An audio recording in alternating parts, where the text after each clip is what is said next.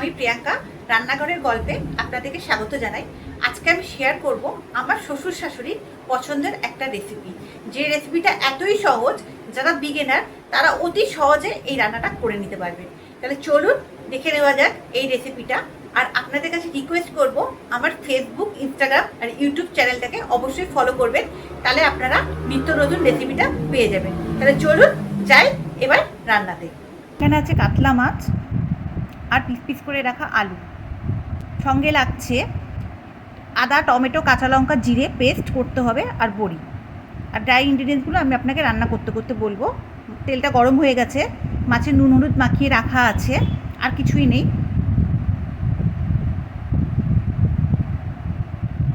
মাছটাকে তেলে এবার ফ্রাই করতে ছাড়ছি। যাদের মাছটাকে মনে হবে হালকা ফ্রাই করবেন তারা হালকা করবেন, যারা কড়া ভাজা খেতে পছন্দ করেন তারা কড়া ভাজা করবেন। আমি একটু মিডিয়াম ভাজা পছন্দ করি, আমার মনে হয় মাছের ঝোলে মিডিয়াম ভাজা ভাজলে সেটার টেস্টটা অনেকটা বেশি আসে। এবার মাছটাকে আমি উল্টে দিচ্ছি, উল্টে দিয়ে এটাকে মিডিয়াম ভেজে আমি আপনাদের সামনে ফিরে আসছি। এবার মাছটা ভাজা হয়ে গেছে, আমি মাছগুলোকে এবার তুলে রাখবো।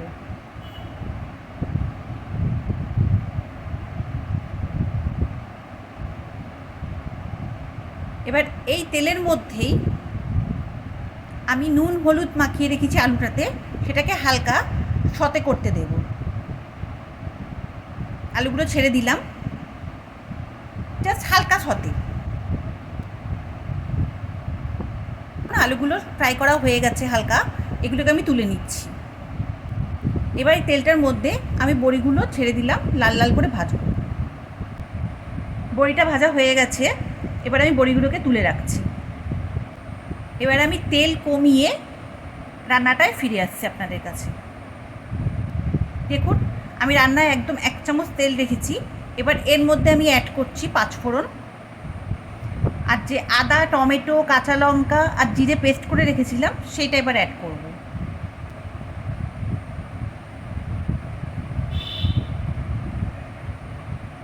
এরপরে এই মশলাটাকে একটু কষাবো।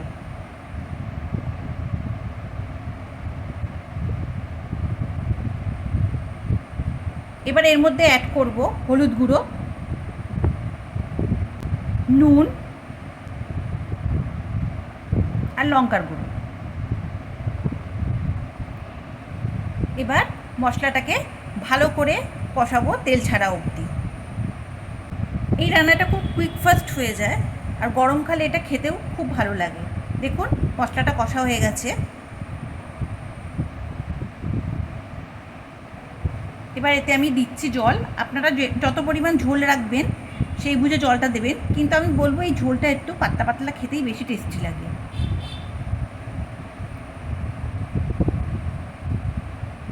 এবার ঝোলটা একটু ফোটা অবধি আমি ঢাকা দেব। ঢাকনাটা দিয়ে দিলাম, ঝোলটা ফুটে উঠেছে। এবার আমি ফ্রাই করা আলুগুলো দিয়ে দিচ্ছি ঝোলে।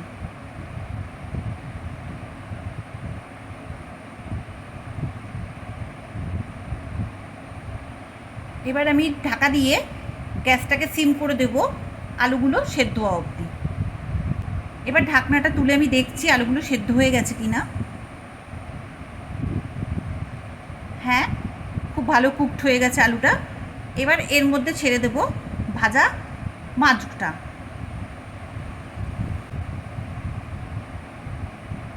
একটা পিঠ একটু হালকা হয়ে গেলে এই মাছটাকে উল্টে দিচ্ছি।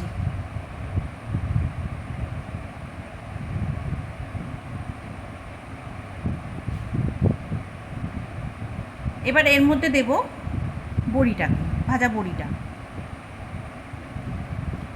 এবার আর মাছ আর বড়িটা সেদ্ধ অবধি একটু আমি ঢাকা দিয়ে দিলাম।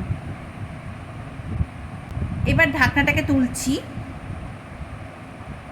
এই ঝোলটার যা একটা অসাধারণ গন্ধ বেরোচ্ছে, আপনাদেরকে কি বলবো। কারণ কি, এই যে বড়িটা আছে সেটা হচ্ছে বাড়িতে বানানো বড়ি, অবশ্যই আমার হাতের নয়, আমার কিছু দিদি আছে আর বৌদি আছে, তারা আমাকে এটা বানিয়ে পাঠায়। এবার আমি এটা অ্যাড করছি কাঁচা লঙ্কা,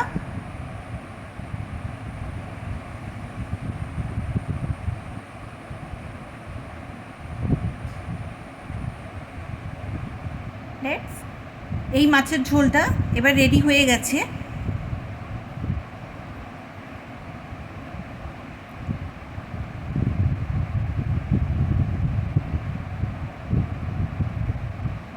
রান্নাটা একদম কমপ্লিট। এবার আমি এটাকে ঢাকা দিয়ে দিচ্ছি। কিন্তু এই রান্নাটা খাওয়ার সময় গরম ভাতের পাতে অবশ্যই রাখবেন একটা কাগজি লেবু বা গন্ধরাজ লেবু, যেটা এই মাছের রান্নার স্বাদটাকে অসাধারণ বাড়িয়ে তুলবে। থ্যাঙ্কস ফর ওয়াচিং রান্নাঘরের গল্প। আবার নিয়ে আসবো আপনাদের কাছে একটা নতুন রেসিপি। কালকে দেখা হবে।